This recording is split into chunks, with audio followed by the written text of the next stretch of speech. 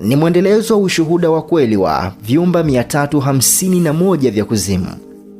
Ushuhuda kutoka kwake Aston Adam Mbaya wa Kongo, ambapo katika mwendelezo huu anatueleza uzoefu wake wa masaa 23 katika ufalme wa Shetani, ambako alishuhudia Shetani akipanga mipango mbalimbali pamoja na kutoa mafunzo kwa ajili ya kumwangamiza mwanadamu. Katika sehemu hiyo, malaika alinionyesha chumba kidogo cha mikutano. Kulikuwa na watu wachache na viumbe vya kipepo waliokuwa katikati ya mkutano. Walikuwa wanapanga njama dhidi ya mtu na kupanga jinsi ya kufikia mwisho kwa mtu huyo. Licha ya mitego na njama nyingi, hawakuweza kufanikiwa. Mmoja wa wanadamu kati ya washiriki alisihi kwamba wakati aliopewa unakaribia mwisho, na ikawa kwamba wakati wowote alipopanga kurejesha roho ya mtu ambaye alikuwa amepokea misheni, kwamba kwa bahati mbaya alikuwa kanisani kila wakati, wasaidizi walimpa ushauri kwa nini hakujaribu usiku. Mmoja wao alipendekeza mambo mawili kwake na kusema, umjengee karaha ya kwenda kanisani kwa kuamsha wageni ambao watakuja kumweleza mambo yatakayomchukiza ili agaili programu ya kwenda kwenye ibada ya siku hiyo. Akiwasindikiza wageni wake, utaweka mtego wako ili kumtoa ndani ya nyumba yake. Ni kweli kwamba hukuweza kumpata, lakini akianguka kwenye mtego wako, utakuwa na ufikiaji rahisi wa nyumba yake. Hebu tufanye hivi tena. Wakati bado yupo kanisani, tutampigia simu na kusisitiza kwamba aipokee, na tutaunda tatizo katika nyumba yake, tatizo ambalo litahitaji uwepo wake, na mara tu atakapoamua kurudi nyumbani, njiani tutaweka mtego na kumkamata. Kwa kuwa wakati huu hatakuwa tena chini ya kifuniko cha Roho Mtakatifu, hatakuwa tena chini ya ulinzi wa Mungu. Niliona mambo mengi mahali hapa, lakini kwa kukosa muda siwezi kusema kila kitu. Malaika aliniambia niende mahali pengine. Kutoka hapo tuliondoka na tukaenda katika shule nyingine ambayo ni shule ya makosa. Hapa ningependa kukazia ukweli muhimu kwa Wakristo, mambo ambayo niligundua wakati wa ziara yangu. Sikiliza, shughuli kubwa nilizoziona katika nyanja hizi ni mikutano iliyohusu mambo mbalimbali na hasa mafundisho. Lengo lao ni kuwaleta wafuasi wao, wachawi, waabudu shetani na kadhalika, wafikie kiwango cha juu cha kiakili, kiwango kinachozidi binadamu wa kawaida. Pia wanatafuta kwenda zaidi ya hekima ya Wakristo. Maadui wao wakuu ni Biblia na wale wanaomwamini Mungu. Watu hawa kwa hekima hutumia uwezo wa kiakili wa wanadamu ambao Wakristo huupuuza. Nimeona roho ambazo zilikuwa zikiwafundisha walimu wakubwa wa sayari yetu, yani dunia. Pia waliwafundisha wanafarisafa. Baadhi ya walimu hapa duniani wanaonekana kushikilia maarifa ya ajabu. Wao pia walifuata mafundisho huko pamoja na malaika waasi walioanguka. Kwa neno la malaika tulielekea shule inayoitwa shule ya makosa. Malaika wa Bwana akaniambia, Bwana ameniamuru nione mambo haya ili kuonya ulimwengu, kwa maana Mungu anachukia dhambi hizi kwa sababu zinamweka mwanadamu kwenye huruma ya Shetani. Wakati mtu yuko chini ya huruma ya Shetani, Shetani anachukua nafasi hiyo mara moja kumshinda. Kila unapotenda dhambi, unajidhoofisha kiroho na Shetani anachukua fursa ya kukunyang'anya furaha yako. Tuliona katika hadhira hiyo watu wakichukua kozi. Mtu aliyefundisha alisema, kama hamuelewi lazima nirudie fomula hii kwa sababu lazima muijue vizuri. Wote walisema, ndiyo profesa, uko sahihi, hatuelewi na fanya kama ulivyosema. Malaika wa Bwana aliniambia nitazame kwenye skrini kwa kuwa huko kuna mafundisho yanayoonyeshwa kwenye televisheni. Nikaona mahali pale pametajwa jinsi ya kutambua kosa lililotendwa dhidi ya sheria ya aliye juu zaidi na dhidi ya kanuni za giza. jinsi ya kuishi mahali pa mtu huku ukifurahia maisha yake, pamoja na jinsi ya kufanya biashara ya roho. Na bado kulikuwa na vifaa vingine vingi. Mwalimu akawaambia, mnajua vyema kwamba sisi ni wafuasi wa giza. Lazima mkumbuke kwamba tunapigana na nuru. Kadri tunavyoweka giza zaidi, utawala wetu utakuwa na uhakika. Wajibu wetu, wapendwa wanafunzi, ni kuleta maisha mengi katika msiba.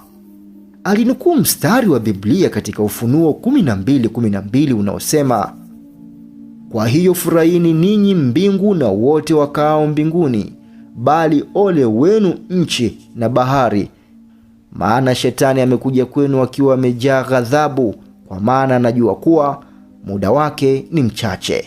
Hii ndiyo amri tuliyopewa ya kuleta maafa zaidi katika maisha ya watu. Sisi malaika tulikuwa katika pepo ya Mungu, tulifanya maovu, kwa sababu hiyo tulitupwa nje ya mbingu. Lakini wanadamu hufanya madhara mengi, na tofauti na sisi wamesamehewa na Mungu. Ndio maana lazima tuwaadhibu vikali. Unajua, ni kwa faida yetu kuona wanadamu wanateseka. Lazima tupigane nao, iwe ni kwa makusudi au la. Iwapo mtu atafanya uasi dhidi ya aliye juu, mtafutieni adhabu inayolingana na hiyo ili kumpa. Vinginevyo aadhibiwe chini ya sheria zetu. Dhambi zote za wanadamu hutupatia fursa ya bure kuwaadhibu watu. Ndiyo maana lazima muwasukume watu watende dhambi ili wawe dhaifu na wawe hatarini kwa mashambulizi yetu. Malaika mwasi aliendelea na kusema, hebu rejea kisa cha Samson. Wafilisti kwanza walitafuta kilichomfanya kuwa na nguvu, wakapata udhaifu wake, kisha wakamsukuma amtende dhambi Bwana wao Mungu, hatimaye wakamkamata. Waamuzi sura ya 16 mstari wa 4 hadi wa 5. Nilifadhaika na malaika akaniambia, usishangae ndugu, Mungu anapomtuma mtu kwenye misheni anafanya naye agano. Hii haitamsukuma kukutetea mbele ya dhambi zako. Kila wakati mtu akitenda dhambi, uwepo wa Mungu unaanza kujiondoa kwake. Shetani akiona mtu ana uwepo wa Mungu ndani yake, kitu cha kwanza anafanya, atamjaribu kwa kila aina ya majaribu. Atapambana na mtu huyo kupitia kila anachopenda zaidi. Kwa kuwa mtu huyo hatapinga kwa muda mrefu mbele ya kitu anachokipenda, mara tu shetani anapopata nafasi, huingia na kuanzisha makao yake. Malaika muasi alisema, mauaji, uuzaji wa nyota za watu na vitendo vya aina hii hutokana na nguvu ya makosa. Unapotaka kuuza nafsi ya mtu, uwe na sababu za msingi. Usipoipata sababu ndani yake, tafuta kwa mababu zake. Na hapo aliwapa fursa ya kuwasilisha kesi zao ngumu zaidi kwa ajili ya mchakato. Kitabu cha Ufunuo sura ya 18 mstari wa 11 hadi 13 kinasema, na wafanyabiashara wa dunia watalia na kuomboleza kwa ajili yake. Watahuzunika kwa sababu hakutakuwa na hata mmoja wa kuinua vitu wanavyouza: dhahabu, fedha, vitu vya thamani, lulu, nguo za kitani safi, nguo za zambarau, hariri na nguo nyekundu, aina zote za mti wa kunukia na aina zote za vitu vinavyotengenezwa kutokana na pembe za wanyama, miti ya thamani, shaba, chuma na marumaru na mdarasini, viungo, uvumba, marhamu, ubani, mvinyo, mafuta ya mzaituni, unga safi, ngano, ng'ombe, kondoo, farasi, magari, miili na roho za watu. Wafuasi wa shetani wanauza kila kitu kilichopo duniani, hata mwili na roho. Watu wawili walisimama na kusema, kuna mwanamuziki nyota anayechipukia, anaimba nyimbo za Injili. Amefanikiwa sana na mstakabali wake utakuwa mzuri zaidi. Atakuwa wa kipekee. Kwa hiyo tufanyeje kumtowesha? Malaika mwasi alinyoosha kidole kwenye televisheni na kufanya picha yake ionekane. Nilipiga mayowe kwa sababu nilimjua mtu yule. Afadhali tufanye naye kazi kwa sababu ana nyota yenye kung'aa sana badala ya kuifanya ipotee. Sikilizeni ninachokipendekeza. Anapenda wanawake warembo weupe. Mtafutieni mwanamke hapa katika ufalme wetu, au mtafutieni mwanamke wa kawaida duniani, lakini mumroge. Tengenezeni njia ya uovu ya kuwakutanisha. Tufanye tamasha. Msichana huyu ambaye tutakuwa tumemroga atakuja kwenye tamasha na atatoa pesa kwa mwimbaji huyu pamoja na nambari yake ya simu. Tutahakikisha mahusiano yanaanzishwa baina yao. Mwishowe binti huyu atakuwa mshirika wa mwanamuziki huyu, akimuunga mkono kwa njia mbalimbali mpaka waishie kufanya uasherati. Ndivyo tutakavyoweza kumwangamiza. Tutatuma mapepo kadhaa ambao wataambatana na mwanamuziki huyo kwa kumtia moyo kwa nyimbo zetu, kwa sababu aliye juu hatakuwa naye tena. Na kwa nyongeza, haya yote yatatugharimu miaka 6 kumshinda. Kuanzia leo tutaamua kwamba atatembea kwenye njia ya uovu. Ndugu zangu wapendwa, nilichogundua ni kwamba katika mapambano yao wafuasi wa giza huonyesha uvumilivu wa kijinga usio na kikomo. Malaika akaniambia, usishangae, waambie watu wa dunia kwamba mapambano mengi yanayowashangaza leo ni matunda ya miaka kadhaa ya kazi ya subira. Wanachukua muda na subira kukamilisha misheni zao kwa mafanikio. Liambie kanisa kile ambacho Mungu ameniamuru ni kuonyeshe. Ni lazima kupindua misingi ya zamani, kuangusha kuta na vizuizi visivyoonekana na kadhalika. Mwanafunzi mwingine aliwasilisha kesi yake na kusema, nimekuwa katika kesi na mtu katika ulimwengu wa kishetani kwa muda wa miaka 2. Hukumu ilinipendelea. Nina umri wa miaka 72 na ninaumwa. Siku moja nilienda misheni na mambo yakaenda ndivyo sivyo. Madhara ya pambano hili yalizidi kunifanya nipate ugonjwa kiasi cha kukaribia kufa.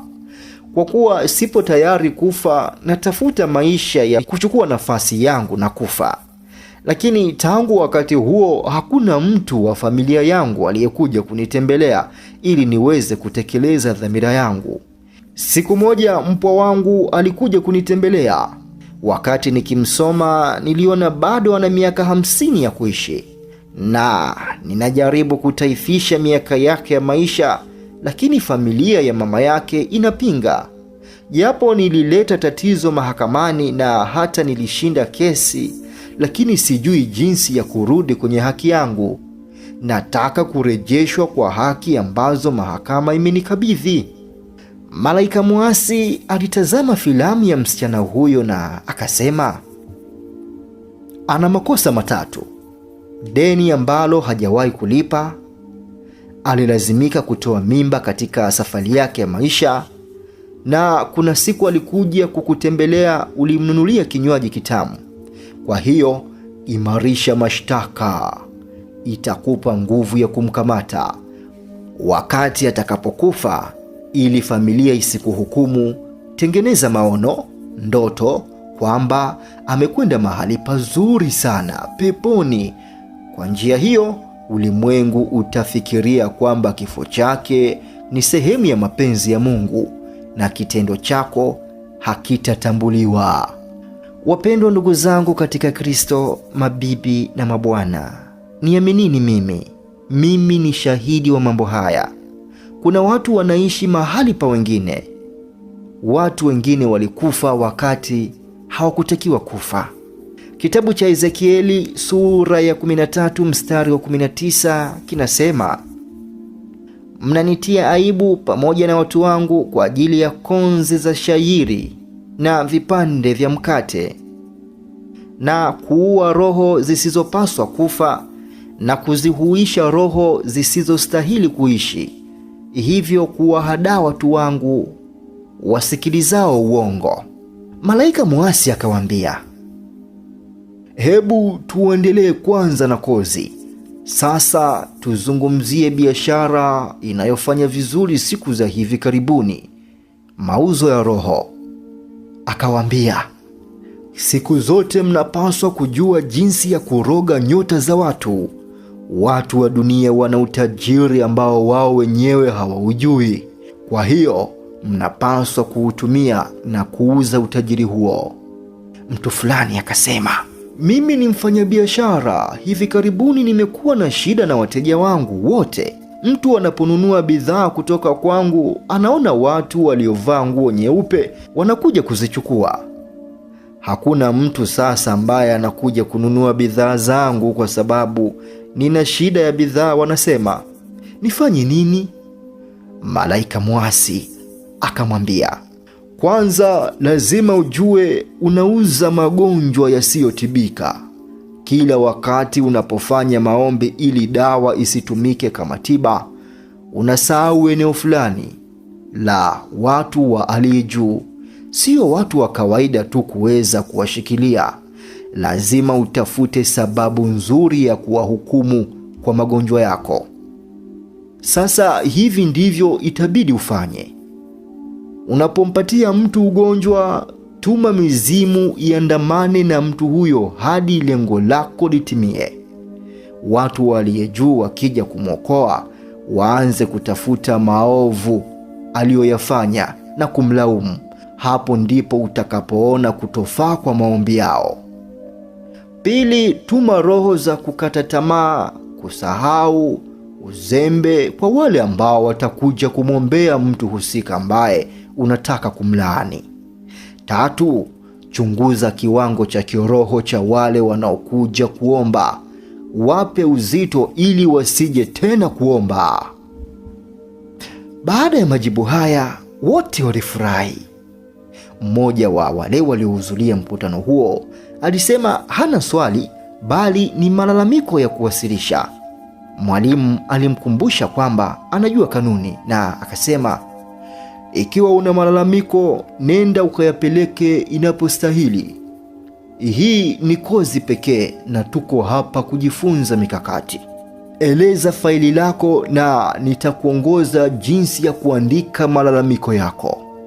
Yule mtu aliongea na kusema, ninapoamka asubuhi natandaza maji kwenye kibaraza huku nikitangaza laana. Lakini jirani yangu mmoja anapotoka asubuhi kwenda kazini, anamwomba Mungu wake, anaomba wakati anatembea, na popote anapoweka miguu yake, nguvu ya Bwana wake imetiwa chapa juu yake, na kwa kweli huharibu kile ninachokinuia kama laana. Kwa hiyo mimi ndio mshindwa, ndio maana ninataka kuwasilisha malalamiko. Malaika mwasi alionyesha filamu ya mtu huyu aliyemkosea mchawi huyu aliyewekwa hapa kama mshtaki. Alianza kusoma kesi hiyo. Aligundua kwamba wakati Mkristo huyo akiwa na wenzake alikuwa akisema kuwa mateso tunayoishi katika nchi yetu wakati mwingine hutufanya tutamani kufa. Ni kwa maneno haya ndipo tutaweza kupata maisha yake, kwa vile anadharau pumzi ya uhai aliyopewa na Muumba wake. Kitu cha kwanza tutakachofanya ni kuingiza ugonjwa ndani ya nyumba yake, kumtupia kupooza. Basi tutaharibu kazi yake. Lakini ili kukwepa kujinasua, kwa vile watu watakuja kumsaidia, itabidi umwambie aishi maisha ya busara. Mpe uzito ili asimwambie mtu yeyote anaumwa nini hasa. Unda migogoro karibu naye kwamba kabla hajaugua, kwamba anakuwa mpweke. Jenga kuta za kiroho ili kwamba maombi yake yasiinuke tena mbinguni. Amuru na kutangaza kesi yake kuwa tatizo la muda mrefu. Kila wakati anapotaka kutoka kwenye matatizo yake, atazidi kuzama. Kulikuwa na maswali mengine mengi ambayo malaika aliyeasi aliyajibu kwa kuridhisha, akisaidiana na wasaidizi wake. Aliwaeleza jinsi wanavyopaswa kuharibu makanisa ambayo wachungaji wake wanafanya makosa, makanisa yanayohubiri neno na kulitafsiri kulingana na mtazamo binafsi.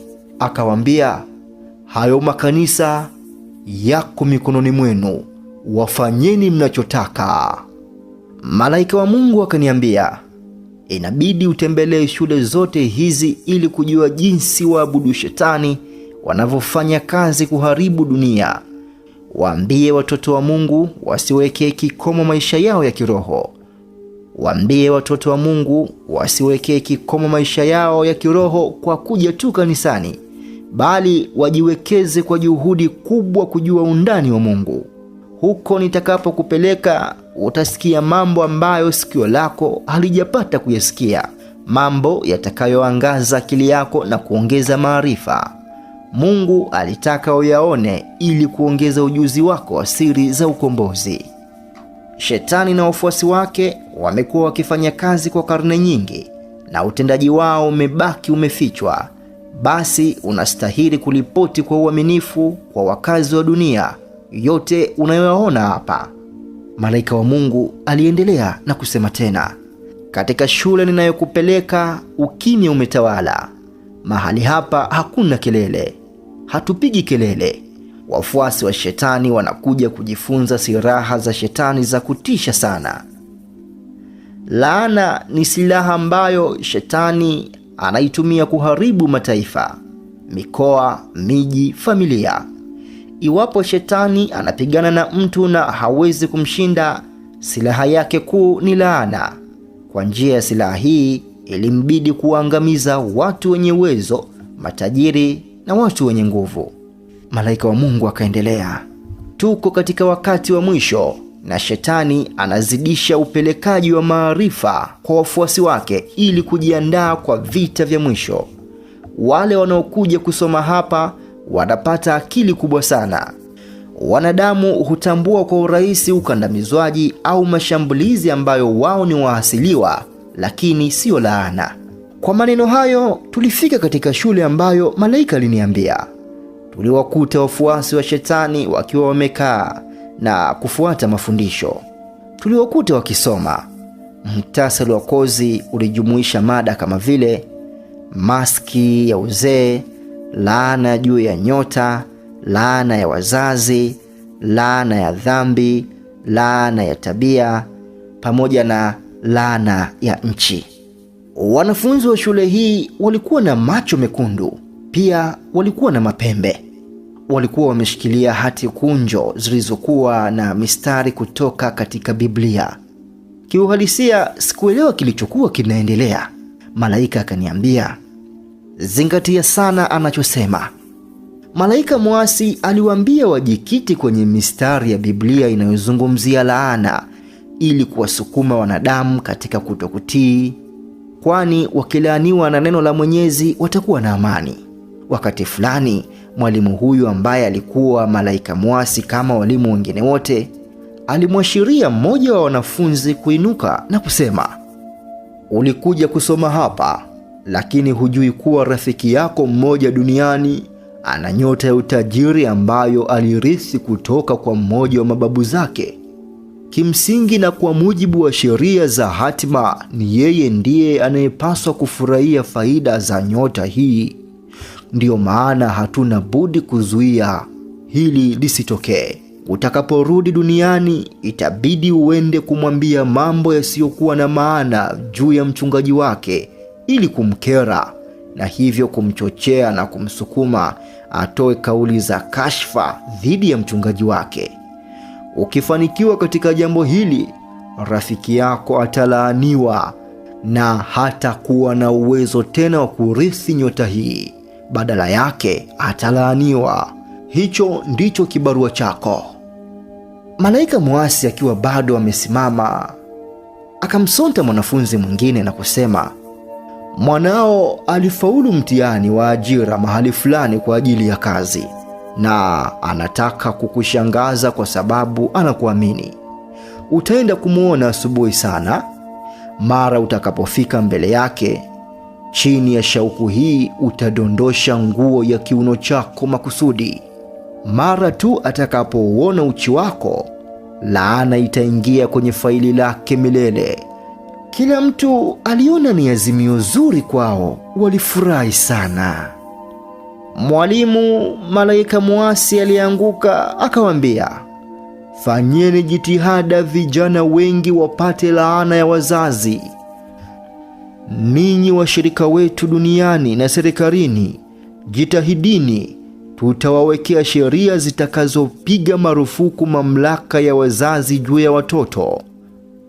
Mpango mpya wa ulimwengu, yani New World Order, tayari ni sehemu ya maandamano ya ulimwengu. Ni lazima tufanye watu waishi huru kutoka kwa Muumba wao. Elimu ya watoto lazima iharibiwe. Sasa ninawakabidhi bidhaa ambazo zitawasaidia kwa ajili ya laana ya ujana.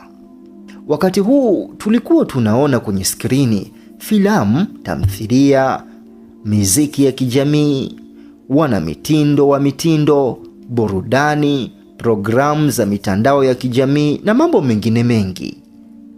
Hizi ni silaha za kuua ambazo zitawachochea watoto kuwaasi wazazi wao.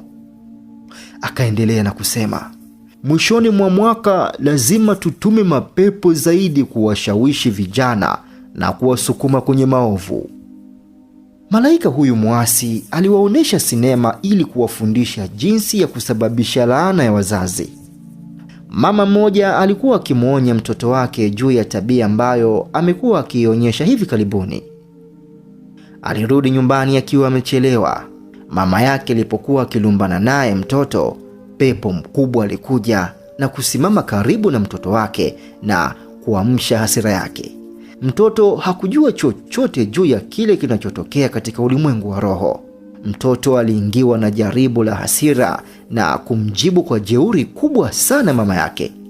Mara tu alipofanya hivyo, mstari wa Biblia ulionekana kwenye skrini, mstari unaosema, waheshimu baba yako na mama yako ili uishi siku nyingi. Mnyororo wa ajabu ukatokea na kuifunga mikono ya yule mtoto. Mwalimu akawaambia, angalieni, hivi ndivyo jinsi mnavyotakiwa kufanya kazi yenu.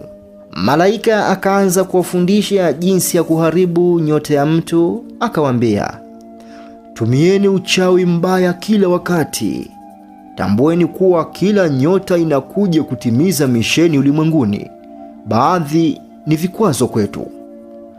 Mtu mmoja aliinua mkono na kusema, ndugu yangu anafanya vizuri sana katika shughuli zake. Natafuta jinsi ya kumwangamiza lakini ni bure. Nahitaji msaada wako. Malaika muasi akamwambia, wewe hujui kwamba kaka yako anaelekea kuoa karibuni? Hebu tumtafutie mke ambaye ni hifadhi ya bahati mbaya. Malaika muasi alitafuta na kumpata msichana ambaye alikuwa na laana ya familia yake, na akasema, wacha sasa tutengeneze njia ya wao kukutana. Maisha ya watu wengi yako hatarini kwa sababu ya watu waliokutana nao katika safari zao maishani, pamoja na baadhi ya maeneo waliotembelea mara kwa mara. Nilimuuliza malaika jinsi ya kukabiliana na hali kama hizi. Akaniambia kwamba watu lazima wawe na utambuzi kwamba kuna watu ambao lazima kabisa waondoke katika maisha yao, mahusiano ambayo lazima yavunjwe, na mazingira ambayo hawapaswi kuyatembelea mara kwa mara. Adui anaposhindwa kumshinda mtu, ndipo anapotumia silaha yake ya kuua ya laana. Malaika akaniambia, twende kwa matembezi kwenye karakana. Kwa mshangao nikamuuliza, kuna karakana mahali hapa? Akaniambia, bila shaka 80% ya bidhaa mnazotumia duniani zinatoka kwenye karakana hizi. Wafanyabiashara wakubwa wa duniani wanakuja hapa. Shetani anawafadhili na wanachukua bidhaa na kuondoka nazo. Nyakati zitakuja ambapo bidhaa fulani za kuuzwa duniani zitakuwa na jina la Shetani. Kwa sasa inafanywa kwa njia iliyofichika ya siri. Bidhaa zao ni za kuharibu maisha ya watu duniani na kuiba roho. Kisha tukachukua mwelekeo ambao ulitupeleka mahali palipokuwa na karakana. kulikuwa na zile za dawa na nyinginezo. Tulipata hata karakana ambazo chanjo zilitengenezwa. Kulikuwa na aina kadhaa za madawa. Wale ambao walijitolea kwa kazi hii walifanya kazi katika uharibifu wa jeni za binadamu, juu ya virusi vya kibiolojia na magonjwa mengine mengi ya mlipuko. Pia tuliingia kwenye karakana ambayo walitengeneza bidhaa za urembo za maziwa. Nilikuwa nimeona aina nyingi. Walitengeneza bidhaa hizo kwa kutumia damu ya binadamu ili kubadilisha rangi ya watu duniani. Pia walitengeneza manukato. Niliona pia brandi, yani chapa za bidhaa nyingi zinazopatikana hapa duniani. Niliona watu wanatoka duniani kuja na chapa zao, chapa ambazo zitabeba majina yao, lakini wanazifunga mahali hapo ili atakayetumia moja ya chapa hizo apoteze nyota yake kwa faida yao. Kwa hivyo biashara yao ilificha kesi nyingine ambayo ilikuwa ni biashara ya nyota. Katika baadhi ya karakana niliona watoto wakitengenezwa, na malaika akaniambia kwamba ni hapa ambapo watoto wanatengenezwa ambao wamekusudiwa kuzaliwa duniani. Kwa kweli wao watakuwa mapepo waliofanyika mwili. Kuna watu ambao ni binadamu na pepo, nusu mtu nusu pepo. Wale ambao wanaenda kutafuta watoto kwa sangoma na wachawi wanatengenezewa watoto hawa mahali hapa. Miongoni mwa watoto hawa, wengine hutumwa ulimwenguni kwa misheni maalum. Wanapozaliwa duniani wanajishughulisha na kufanya mapenzi na binadamu wa kawaida ili kutengeneza na kuhifadhi asili yao. Wanaishi kati yetu, wana familia na wako kila mahali na katika matabaka yote ya jamii yetu. Wengine wanaweza kuwa wa ukoo wako, wanadamu yako, lakini wanatoka katika ulimwengu wa kiroho na wamekuja kwa ajili ya misheni. Watu kadhaa duniani wamezaa aina hii ya mapepo bila kujua.